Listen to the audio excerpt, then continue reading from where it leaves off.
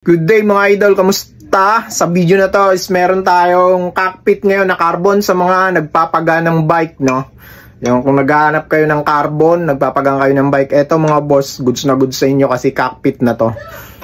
Ito yung Pops Pro 3 carbon. Ayan, cockpit to, lalagay to sa yellow basket nang naka-cockpit siya mga boss. Itong cockpit pala ni Pops Pro 3 is meron tong option sa handlebar. Meron tong integrated carbon handlebar, bali pipiliin nyo na lang dyan sa yellow basket. Click nyo yung yellow basket, click nyo yung bike kasi nandyan yung mga pagpipilian.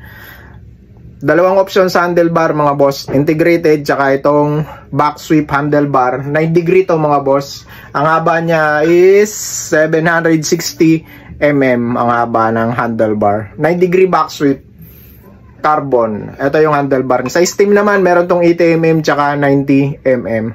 Straight lang to. Ayan. Nakita nyo man, straight lang.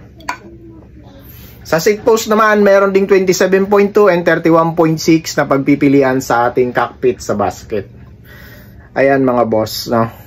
So, yun mga boss, kung naghahanap kayo ng nagpapagang kayo ng bike, naghahanap kayo ng full seat na carbon na cockpit, eto mga boss, goods na to sa inyo mga boss. Carbon cockpit Pops Pro 3. Okay mga boss, check out nyo na sa yellow basket.